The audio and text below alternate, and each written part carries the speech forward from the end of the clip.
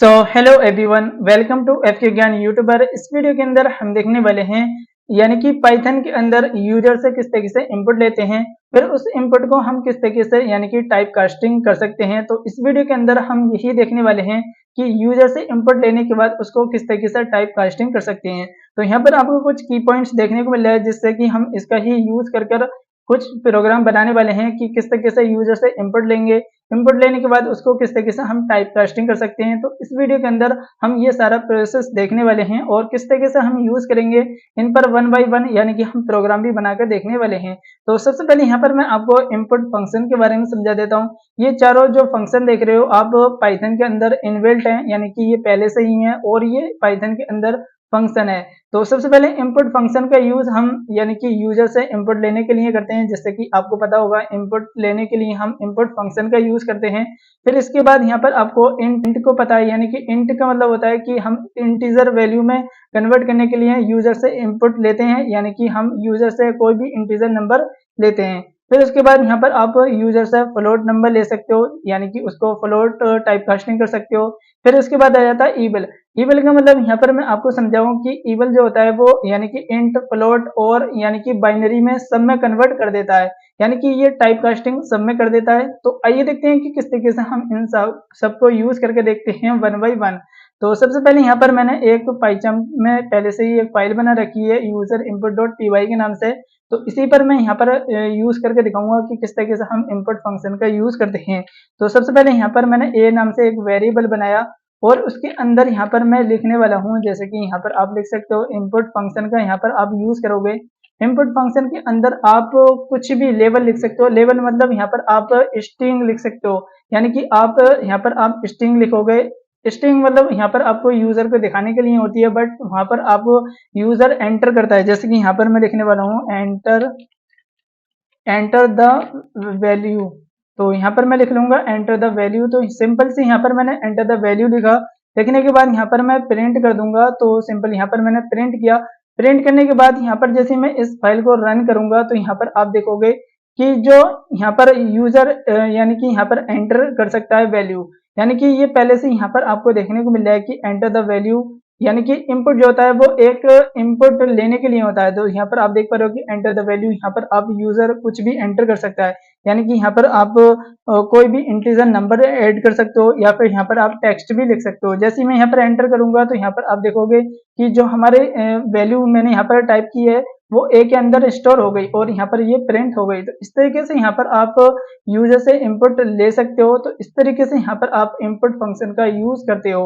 अगर यहाँ पर मैं इसी तरीके से सेकंड तरीके से यूज करूँ, फिर से मैं यहाँ पर इसको ही यहाँ पर कॉपी कर लेता हूँ एक बार और यहाँ पर मैं इसे सेकंड तरीके से यहाँ पर मैं यूज करूँ कि यहाँ पर मैं सेकंड वेरिएबल का यूज कर लूंगा।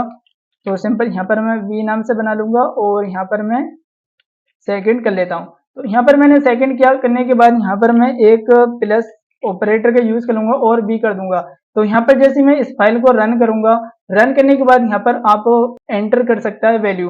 तो सिंपल से यहाँ पर मैं कोई भी वैल्यू एंटर कर सकता हूँ, जैसे कि यानी कि 12 मैंने यहाँ पर एंटर किया। फिर उसके बाद एंटर मारूंगा, फिर यहाँ पर आप सेकंड वैल्यू ऐड कर यहाँ पर आप टाइप कर सकते हो, जैसे कि मैंने 12 और 8 यहाँ पर मैंने लिया। फिर जैसे ही मैं इसको यानी कि प्रिंट करूंगा तो प्रिंट करने के बाद यहाँ पर ये ऐड नहीं होगा। ऐड का मतलब यहाँ पर आप समझ रहे हो कि ये 20 नहीं होगा, बट यहाँ पर 12 और 8 यहाँ पर देखने को मिलेगा। ये ऐड नहीं हुआ। ऐड नहीं होने का मतलब यही है कि यहाँ पर एज अ स्ट्रिंग यहाँ पर इनने ट्रीट किया है, तो इसलिए यहाँ पर ये ऐड नहीं हुआ। अगर यहाँ पर आप ऐड कराना चाहते हो तो सिंपल से यहाँ पर आपको यहाँ पर इंट में यहाँ पर आपको टाइप कास्टिंग करनी पड़ेगा, यानी कि यहाँ पर मैं एक इंट में टाइप कास्टिंग करने वाला हूँ। तो सिंपल यहाँ पर आपको इंट लिखना है। फिर इसके बाद यहाँ पर आप एक राउंड ब्रैकेट के यहाँ पर आप यूज करोगे, यानी कि आप इस इनपुट को पूरे को यहाँ पर आप पैरेंथेसिस का यूज करके यहाँ पर आपको पैरेंथेसिस लगाने हैं। फिर से यहाँ पर आप इस वाले को भी इंटीजर में टाइप कास्टिंग कर सकते हो, यानी कि इंटीजर में कन्वर्ट कर सकते हो और यहाँ पर भी आप ब्रैकेट लगा दोगे। जैसे यहाँ पर आप इतना करोगे तो यहाँ पर आप फिर से मैं इस फाइल को रन करता हूँ तो यहाँ पर आपको देखने को मिलेगा, जैसे यहाँ पर आप फर्स्ट वैल्यू को एंटर करोगे, जैसे कि यहाँ पर मैं 10 को एंटर करता हूँ। फिर उसके बाद यहाँ पर मैं 20 को एंटर करता हूँ। फिर उसके बाद जैसे मैं इस एंटर करूंगा तो यहाँ पर आपको 30 देखने को मिलेगा। 30 देखने को इसलिए मिल रहा है क्योंकि यहाँ पर ये इंटीजर में कन्वर्ट होकर ये सम हो गया। तो इस तरीके से यहाँ पर आप यूजर से इनपुट ले सकते हो, उसका टाइप कास्टिंग करा सकते हो। अगर यहाँ पर मैं फिर से इस वाली फाइल को रन करूँ एक बार, और यहाँ पर मैं यहाँ पर फ्लोट नंबर लेने वाला हूँ, जैसे कि ये 10.5 ले लेता हूँ, और तो यहाँ पर आपको एरर देखने को मिलेगी। यानी कि एरर इसलिए देखने को मिल रही है क्योंकि ये जो इंट है वो सिर्फ इंटीजर में कन्वर्ट करेगा, जबकि ये फ्लोट में नहीं करने वाला। तो इसलिए यहाँ पर आपको वो एरर देखने को मिल रही है। तो यहाँ पर आपको इसीलिए एरर देखने को मिल रही है। तो अगर मैं यहाँ पर इसे फ्लोट में कन्वर्ट कर दूं तो यहाँ पर आपको कोई भी एरर देखने को नहीं मिलेगी। तो सिंपल यहाँ पर मैं फ्लोट का यूज कर लेता हूँ। तो सिंपल यहाँ पर मैं फ्लोट का यूज करूंगा, और इसी फ्लोट को मैं यहाँ पर सेकंड नीचे यूज कर लूंगा। तो सिंपल से यहाँ पर आपको आना है और पेस्ट कर देना है। जैसे ही मैंने यहाँ पर इसे फ्लोट को यूज किया और फाइल को सेव कर लेता हूँ और फिर से मैं रन करूंगा, तो यहाँ पर आप फ्लोट वैल्यू ले सकते हो। तो यहाँ पर आप एंटर करोगे, जैसे कि यहाँ पर मैं 5.5 ले लूंगा और यहाँ पर मैं 5 ले लूंगा। जैसे ही मैं यहाँ पर एंटर करूंगा तो यहाँ पर आपको 10.5 देखने को मिल रहा है। यानी कि फ्लोट में आप इंटीजर वैल्यू ले सकते हो, बट इंटीजर में फ्लोट वैल्यू नहीं ले सकते। तो इसीलिए यहाँ पर आप फ्लोट के अंदर भी टाइप कास्टिंग कर सकते हो, यूजर से मतलब फ्लोट के अंदर भी वैल्यू को टाइप कास्टिंग करा सकते हो। तो इस तरीके से यहाँ पर आप यूज कर सकते हो। बट इसके बाद आ जाता है हमारा ईबल। ईबल जो होता है वो यानी कि फ्लोट, इंटीजर और बाइनरी नंबर तीनों में कन्वर्ट यानी कि कर देता है, यानी कि तीनों को टाइप कास्टिंग कर देता है। तो आइए देखते हैं कि इस तरीके से हम ईबल को भी यूज करके देखते हैं। तो सिंपल से यहाँ पर आपको आना है और यहाँ पर आपको ईबल लिख देना है। तो यहाँ पर मैं सिंपल से ईबल को लिख लेता हूँ।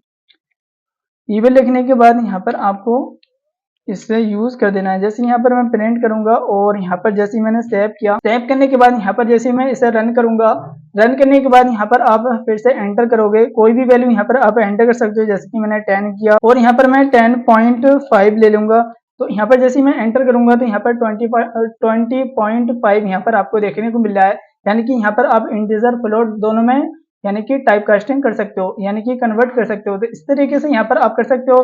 फिर से एक बार रन करता हूँ बाइनरी के लिए। तो सिंपल से यहाँ पर मैं फिर से रन किया मैंने फाइल को, और यहाँ पर आप 0v का यूज करोगे और उसके बाद यहाँ पर आप 1010 यानी कि 1010 जो बाइनरी होती है वो 10 की बाइनरी होती है। फिर से मैं यहाँ पर एक बार और बाइनरी का यूज करूंगा, जैसे कि 0v और 1010, यानी कि ये इसका जो सम होकर आएगा वो यहाँ पर 20 आएगा। जो 1010 बाइनरी है वो 10 की है। जैसे मैं यहाँ पर एंटर करूंगा तो यहाँ पर आपको 20 देखने को मिलेगा, यानी कि यहाँ पर आपको 20 देखने को मिल रहा है। तो इस तरीके से यहाँ पर आप ईबल का यूज कर सकते हो। ये इंटीजर में भी कन्वर्ट करता है, फ्लोट में भी और बाइनरी में भी। तो इस तरीके से हम इन चारों, यहाँ पर आपने देखा कि चारों की पॉइंट्स को देखा कि किस तरीके से हम इन फंक्शन को यूज कर सकते हैं यूजर के थ्रू, यानी कि यूजर से कुछ भी इनपुट ले सकते हैं, फिर उसके बाद उसको हम टाइप कास्टिंग किस तरीके से करते हैं वो हमने इस वीडियो के अंदर देखा। तो इस वीडियो के अंदर इतना ही। That's it for this video. Thank you for this watching.